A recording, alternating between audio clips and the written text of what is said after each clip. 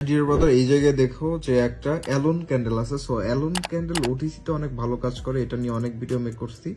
And যখনই alone candle resistance বরাবর market movement করে যায়, তারপরে মাস্ট বি আমরা একটা রিভার্সাল দেখতে পারি, যেমনটা এই জায়গায় আমরা দেখতে পারবো।